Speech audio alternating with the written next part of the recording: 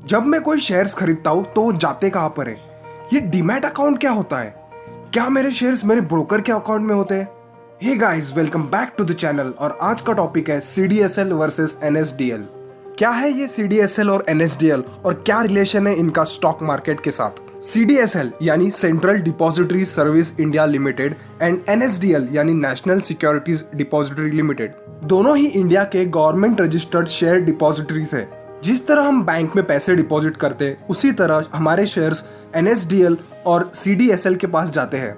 इन्हें electronic form of depositories कहा जाता है।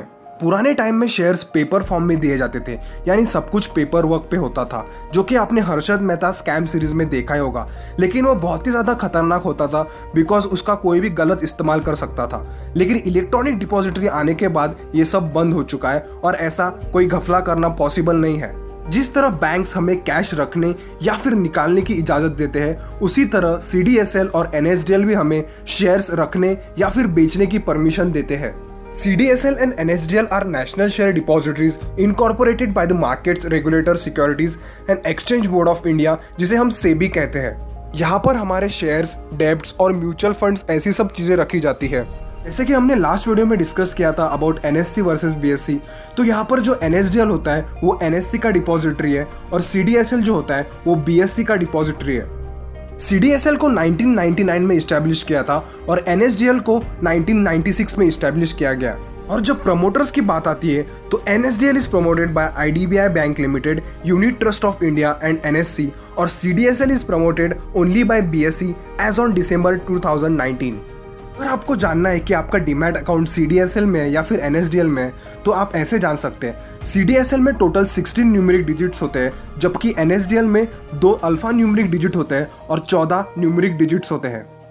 और जब number of depository participant register की बात आती है तो CDSL has 599 depository registered with itself and NSDL has 278 depository registered on it's system. अब समझते हैं काम कैसे करता है। मान लो आपने जीरोधा ब्रोकर के पास से रिलायंस के कुछ शेयर खरीदे और अपने बाय का ऑप्शन दबा दिया, तो ये शेयर्स जाते हैं सीधा डिपॉजिटरी में। आपका ब्रोकर किसी ना किसी डिपॉजिटरी के साथ रजिस्टर होता है। ब्रोकर का काम होता है आपके ऑर्डर्स को फॉलो करना। जैसे ही आप कोई शेयर बाय करते हैं तो वो सीधा किसी डिपॉजिटरी के अंदर चले जाते हैं, लेकिन इस प्रोसेस को टाइम लगता है, जिसे T+2 डेज कहा जाता है, यानी trading debt plus 2 extra days. और ये प्रोसेस कंप्लीट होने के बाद आपके शेयर्स जाते हैं किसी भी डिपॉजिटरी के अंदर, और इसी तरह से आपके शेयर्स सेल भी हो जाते हैं जब आप सेल का ऑर्डर प्लेस करते हो। अब हम देखते हैं कि CDSL और NSDL हमें कौन सी सर्विसेज प्रोवाइड करते हैं। पहला, मेंटेनेंस ऑफ डीमैट अकाउंट्स। दूसरा, रीमटेरियलाइजेशन एंड डीमटेरियलाइजेशन। तीसरा, ट्रेड सेटलमेंट। चौथा, शेयर ट्रांसफर। पांचवा, market end of market transfer. Sixth, distribution of non cash corporate actions. Seventh, nomination transmission. 8th, account opening. 9th, account statement and 10th, changing account details. और अगर आप पूछे कि CDSL और NSDL में से कौन सा बेटर है, तो लास्ट वीडियो में मैंने कहा था कि NSC is always better than BSC because of the liquidity. तो उसी हिसाब से NSDL एक अच्छा ऑप्शन होगा as compare to CDSL। I think अभी तक आपको समझ गया होगा difference between CDSL and NSDL। I hope आपको ये वीडियो पसंद आया होगा। Thanks for watching and please consider subscribing. This was Yash Magar signing off. Take care, bye bye.